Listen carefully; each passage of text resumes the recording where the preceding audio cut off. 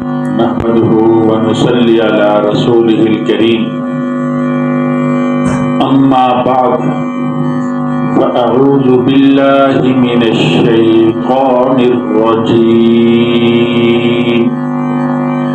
بسم الله الرحمن الرحيم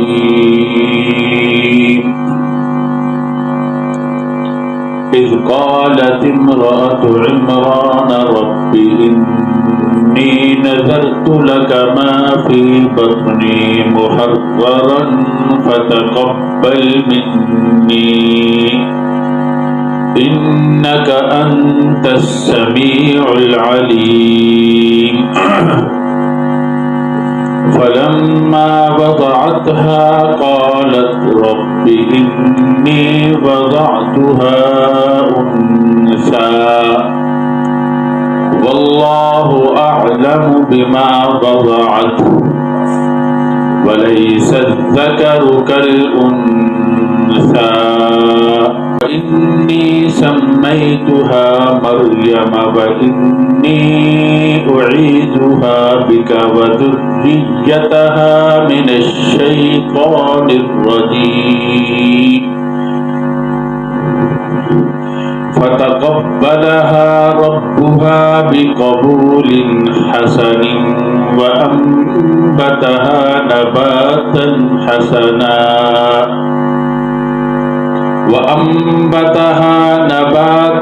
حسنا وكفلها زكريا كلما دخل عليها زكريا المحراب وجد عندها رزقا قال يا مريم أنى لك هذا قالت هو من عند الله إن الله يرزق من يشاء بغير حساب هنالك دعا زكريا ربه قال رب هب لي من لدنك ذرية طيبة إنك سميع الدعاء صدق الله العظیم۔ اللہ رب العزت نے انبیاء کا مختصر تذکرہ فرمایا اور اس کے بعد حضرت عیسیٰ علیہ السلام کا تفصیلی تذکرہ یہاں سے شروع فرمایا۔ اس کی وجوہات وہ پہلے درس کے اندر میں بیان کر چکا ہوں۔ اللہ رب العزت فرماتے ہیں اس وقت کو یاد کیجئے جب کہا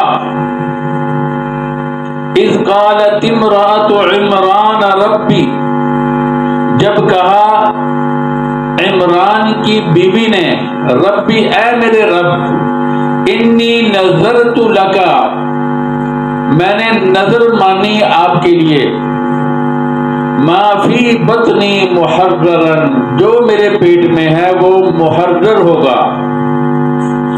محرر کہتے ہیں مسجد کے خادم کو کہ جو آپ مجھے دیں گے اس کو میں مسجد کا خادم بنا دوں گی، بیت المقدس کا خادم بنا دوں گی، دنیاوی کاموں کے اندر اسے نہیں لگاؤں گی، وہ تیری عبادت کرے گا، تیرے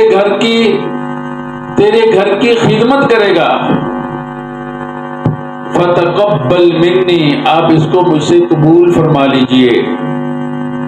انک سمیع الدعاء، انک انت السمیع العلیم، انک انت السمیع العلیم، بے شک آپ سننے والے اور جاننے والے ہیں، آپ ہر چیز کو سنتے ہیں، ہر چیز کو جانتے ہیں، آپ میری دعا کو بھی سن رہے ہیں، میرے دل کے جذبات کو بھی جان رہے ہیں۔ میں نے یہ بڑے اخلاص کے ساتھ یہ دعا کی ہے، بڑے اخلاص کے ساتھ یہ نظر مانی ہے، آپ اسے قبول فرما لیجئے۔ روایات سے معلوم ہوتا ہے یہ حنہ بنت فاقوس عمران بن ماسان کی بیوی، یہ بانجھ ہو چکی تھی، ان کے اولاد نہیں تھی۔ ایک دن ایک درخت کے سائے میں تشریف فرما تھی تو دیکھا کہ ایک پرندہ اپنے بچے کو کوئی چیز کھلا رہا ہے، تو ان کے دل میں بھی یہ خواہش بھڑک اٹھی، تو اللہ رب العزت سے دعا کی۔ اللہ رب العزت نے ساتھ ہی ان کی دعا کو شرف قبولیت عطا فرمایا۔ اگرچہ عمر بھی بہت بڑی ہو چکی تھی، حیض بھی آنا بند ہو چکا تھا، مگر اللہ رب العزت جس کام کو چاہتے ہیں اس کے اسباب بھی خود ہی پیدا فرما دیتے ہیں، اسی طرح کا ماحول بھی بنا دیتے ہیں، اسی طرح کا سارا ماحول بھی بن جاتا ہے، انتظامات بھی ہو جاتے ہیں۔ تو جب یہ حاملہ ہوئی تو انہوں نے خوشی سے اور چونکہ اولاد نہیں تھی اس لیے بھی کہ اللہ ان کو لمبی عمر عطا فرمائے، یہ نظر مانی کہ میں اس بچے کو اللہ رب العزت کے گھر کے لیے وقف کر دوں گی۔ اور جب ان کے شوہر نے ان کو کہا کہ آپ نے یہ کیا نظر مان لی، اگر بچی ہوئی تو پھر کیا کریں گے، پھر کس طرح آپ اپنی نظر کو پوری کریں گی، تو اس وقت یہ پریشان ہوئی۔ قرآن کریم میں اس کا تذکرہ ہے کہ اللہ رب العزت سے انہوں نے جو دعا مانگی تھی، یہ چونکہ اس وقت کا جو قانون تھا، اس وقت کے جو رواج تھا، وہ اس کے مطابق مانی۔ اس رواج کے مطابق بیت المقدس کی خدمت کے لیے لڑکوں کو وقف کیا جاتا تھا۔ اب چونکہ ایک نئی صورتحال سامنے آ رہی ہے، اس لیے غمگین ہوئی، پریشان ہوئی، تو فرمانے لگی فلما وضعتها، جب بچے کو جنا، وضعتها، جب بچی کو جنا، قالت رب انی وضعتها انثى، اے میرے رب میں نے تو بچی کو جنا ہے، واللہ اعلم بما وضعت، انہوں نے یہ جو بات کہی یہ غم کی وجہ سے کہی، حسرت کی وجہ سے کہی کہ یہ کس طرح آپ اس نظر کو پوری کریں گی۔ اللہ تعالیٰ فرماتے ہیں واللہ اعلم بما وضعت، اللہ کو خوب معلوم ہے کیا جنا ہے۔ وَلَيْسَ الذَّكَرُ كَالْأُنثَى، ذکر یعنی مذکر نر مادہ کی طرح نہیں ہے۔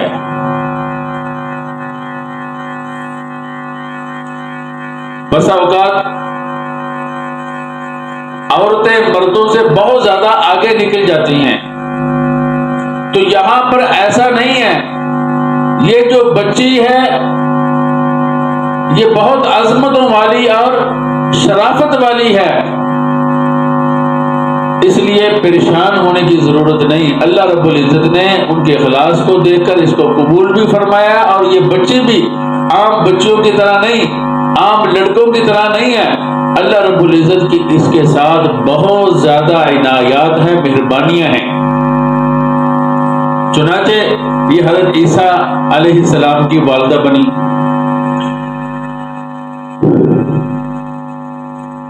اور وَإِنِّي سَمَّيْتُهَا مَرْيَمَ، حضرت حنا نے فرمایا کہ میں نے اس کا نام مریم رکھا ہے. ان کے والد تو انتقال کر گئے تھے، حضرت عمران، تو نام والدہ نے رکھنا تھا، والدہ نے ان کا نام مریم رکھا. مریم کا معنی ہے عابدہ، عبادت کرنے والی. وَإِنِّي أُعِيذُهَا بِكَ وَذُرِّيَّتَهَا مِنَ الشَّيْطَانِ الرَّجِيمِ، میں اس کو بھی آپ کی پناہ میں دیتی ہوں. اعیذ کا معنی پناہ میں دینا. وَذُرِّيَّتَهَا، اور اس کی اولاد کو بھی، مِنَ الشَّيْطَانِ الرَّجِيمِ، شیطان مردود کے شر سے. شیطان مردود سے پناہ میں دیتی ہوں، یعنی اس کے شر سے. حدیث میں آتا ہے جب بھی کوئی بچہ پیدا ہوتا ہے تو شیطان اس کو چھیڑتا ہے، جس کی وجہ سے وہ روتا ہے. مگر اللہ رب العزت نے حضرت مریم کو اور ان کے بیٹے حضرت عیسیٰ علیہ السلام کو شیطان کے شر سے محفوظ رکھا، کہ ان کے اوپر ایک ایسا پردہ ڈال دیا تھا. شیطان نے جب بھی چھیڑنے کی کوشش کی تو شیطان اس پردے تک کی محدود رہا، آگے اس کی شرارت نہ جا سکی. فَتَقَبَّلَهَا رَبُّهَا بِقَبُولٍ حَسَنٍ وَأَنبَتَهَا نَبَاتًا حَسَنًا، تو اللہ رب العزت نے اس کو قبول کر لیا. اچھا قبول کرنا، اچھا قبول کرنا کا مطلب یہ ہے اللہ نے ان کے اخلاص کو دیکھتے ہوئے اس بچی کو ایسے طریقے پر قبول کیا کہ جیسے وہ چاہ رہی تھی اس سے بڑھ کر قبول کر لیا. وَأَنبَتَهَا نَبَاتًا حَسَنًا، اور اس کی پرورش کی، اس کو بڑھایا، اچھے طریقے پر بڑھانا، عبادت کے اندر، نیکی کے اندر، صلاح و رشد کے اندر اللہ نے اس کو بڑھایا. بعض علماء نے فرمایا کہ ان کی پرورش بھی عام بچوں کی بنسبت بہت زیادہ تیزی سے ہوئی ہے. اسی کی طرف قرآن کریم میں اشارہ ہے. ان علماء کا یہ ذہن ہے، یہ بھی ممکن ہے. وَكَفَّلَهَا زَكَرِيَّا، اور اسے سپرد کر دیا زکریا علیہ السلام کے. حضرت حنا کی ایک بہن تھی عیشا، حضرت زکریا بن آدم کے گھر ان کی بہن عیشا تھی. یعنی حضرت مریم کی وہ خالہ لگتی تھی جو حضرت زکریا علیہ السلام کے گھر تھی. ان کی جو بیوی تھی وہ ان کی خالہ لگتی تھی. چونکہ خالہ ماں کی طرح ہوتی ہے تو حضرت زکریا علیہ السلام نے لوگوں سے کہا کہ میں اس کا زیادہ مستحق ہوں، اس کی پرورش کروں. چونکہ حضرت عمران علیہ السلام بیت المقدس کے امام تھے، اس لیے ہر عابد یہ چاہتا تھا، ہر بزرگ یہ چاہتا تھا کہ میری پرورش میں آئے گی. حضرت زکریا علیہ السلام نے اپنی وجہ ترجیح کو بیان کیا، لوگ پھر بھی خوش نہیں ہوئے. تو حضرت زکریا علیہ السلام اور لوگوں نے مل کر یہ طریقہ اس کا اپنایا کہ ہم قرآن ڈالتے ہیں. اس کا طریقہ آگے قرآن کریم نے خود ذکر کیا. قرآن کس انداز میں ڈالا کہ اپنی قلمیں ڈالی پانی میں، جس کی قلم بلند ہو جائے گی وہی ان کی پرورش کرے گا. تو جب بھی قلمیں پانی میں ڈالی جاتی تو حضرت زکریا علیہ السلام کی قلم بلند ہو جاتی، باقیوں کی قلمیں بہہ جاتی، نیچے بیٹھ جاتی. ایک دفعہ کیا تو وہ لوگ مطمئن نہ ہوئے، پھر کیا پھر وہ مطمئن نہ ہوئے، تیسری دفعہ کیا تو پھر انہوں نے حضرت زکریا علیہ السلام کے حوالے کرنے پہ اطمینان کا اظہار کیا. بعض روایات سے یہ بھی معلوم ہوتا ہے کہ یہ کلمیں بھی مختلف انداز سے ڈالی گئی تھی.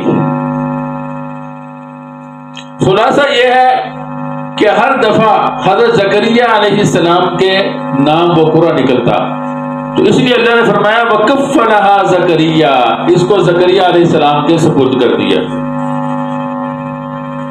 كُلَّمَا دَخَلَ عَلَيْهَا زَكَرِيَّا الْمِحْرَابَ، محراب کہتے ہیں عمدہ جگہ کو، علیحدہ جگہ کو، بلند جگہ کو.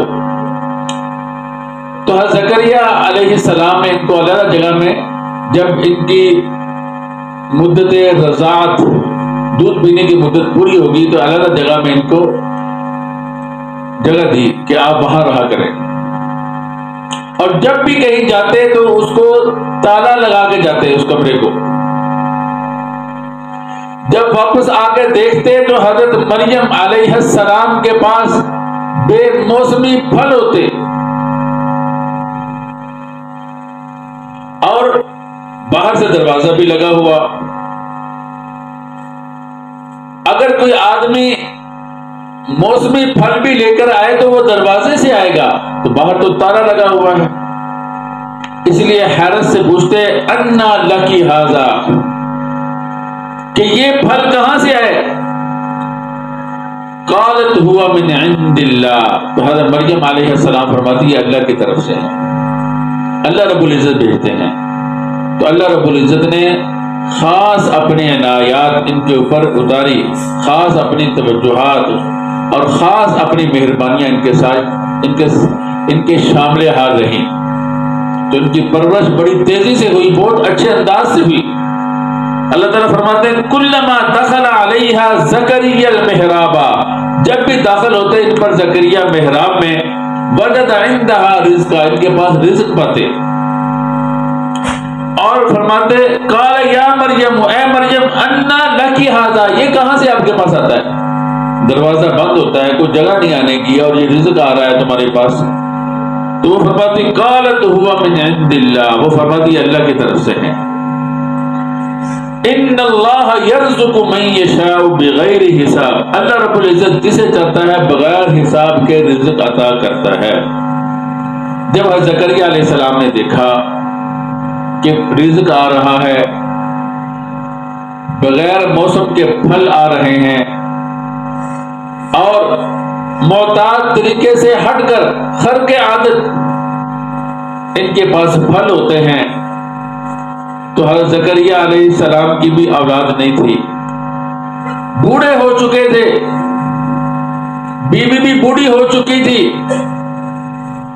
تو اولاد کی دعا نہیں اللہ سے کرتے تھے، جرت نہیں ہوتی تھی کہ میں کیسے اللہ تعالیٰ سے ان حالات میں اولاد مانگوں جو اللہ نے حالات مقرر کیے ہوئے ہیں، ان میں اولاد نہیں ہوئی تو اب اللہ سے کیسے دعا کروں.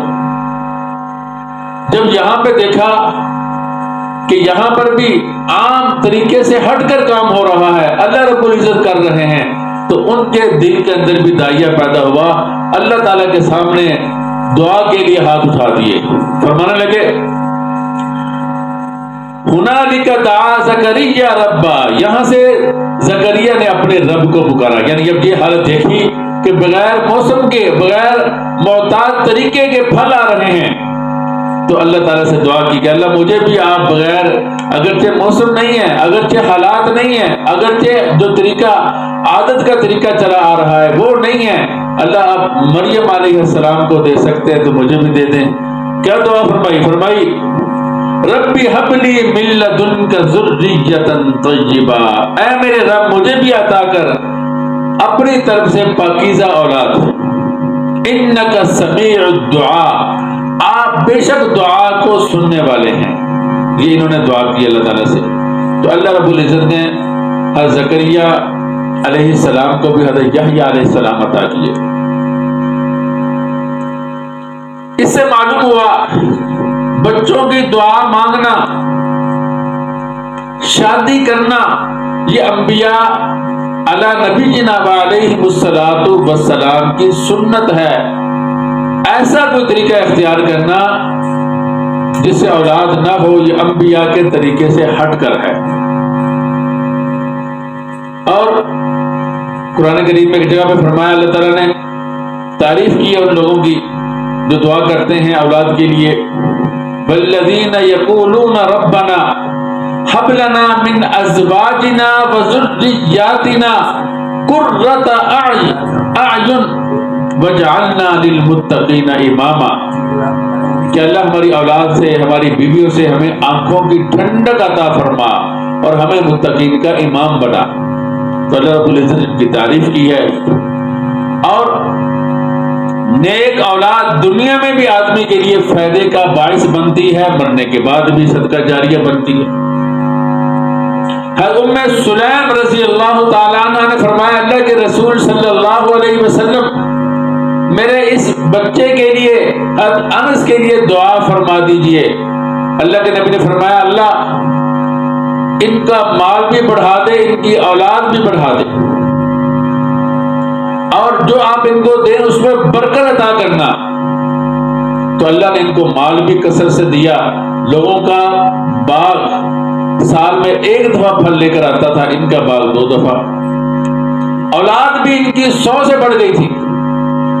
تو اولاد، اللہ کے نبی صلی اللہ علیہ وسلم نے فرمایا، ایسی عورتوں سے شادی کرو جو محبت کرنے والی ہیں، الودود الولود، اور کثرت سے بچے پیدا کرنے والی ہیں۔ فإنی مکاثر بکم الامم، میں تمہاری ذریعے سے باقی امتوں پر فخر کروں گا۔ تو اسلام کے اندر اولاد، شادی، یہ نبیوں کی سنت ہے، اس کی ترغیب دی گئی۔ اللہ کے نبی صلی اللہ علیہ وسلم نے فرمایا، النکاح من سنتی، نکاح میری سنت ہے۔ فمن رغب عن سنتی فلیس منی، جو ہماری سنت سے اعراض کرے گا، نکاح سے اعراض کرے گا، اولاد سے اعراض کرے گا، وہ ہم میں سے نہیں۔ کتنی سخت وعید ہے۔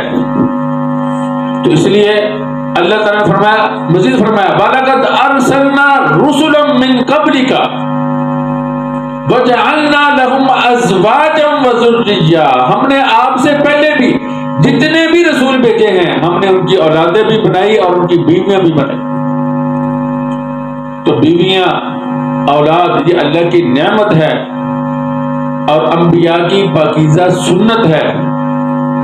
اسی لیے اس سے اعراض نہیں کرنا چاہیے، ایسے طریقے نہیں اپنانے چاہیے کہ جس سے اولاد کو روکا جائے۔ جیسا کہ ہمارے زمانے میں بعض لوگ، جگہ تنگ ہو جائے گی، معاش تنگ ہو جائے گا، روزگار تنگ ہو جائے گا، اس طرح کی باتیں سوچتے ہیں اور پھر کہتے ہیں بچے 2 ہی اچھے۔ اللہ کے نبی صلی اللہ علیہ وسلم نے فرمایا، میں کثرت سے اولاد پیدا کرو، میں تمہارے ذریعے سے امتوں پر فخر کروں گا۔ تو یہ اسلام کے مزاج کے خلاف ہے۔ رزق تنگ ہوتا ہے گناہوں کی وجہ سے، گناہ چھوڑ دے۔ رزق تنگ ہوتا ہے اپنی سیاکاریوں کی وجہ سے، بدعمالیوں کی وجہ سے۔ ہر بندہ فرعون بنا بیٹھا ہے، ہر بندے کے اندر اسلام سے دوری پائی جا رہی ہے، دین سے بھاگ رہا ہے۔ تو رزق کی تنگی اس وجہ سے آتی ہے۔ نماز کا پتہ نہیں نماز کیا ہوتی ہے، اور جب نماز پڑھنا شروع کرتے ہیں تو آپ کو حیرت ہوگی کہ مسلمانوں کے گھروں میں یہ پیدا ہونے والے بچے، ان کو کیا ہو گیا؟ دین کی ضروریات کا پتہ نہیں، ایسی کام اور باتیں کرتے ہیں جن کے اندر کفر پایا جاتا ہے۔ تو اس لیے اپنے آپ کو ٹھیک کرنے کی ضرورت ہے۔ جو بھی بچہ دنیا میں آتا ہے وہ اپنا رزق لے کے آتا ہے۔ اسلام کے اندر اولاد کی کثرت، اسی طرح شادی کی ترغیب دی گئی ہے۔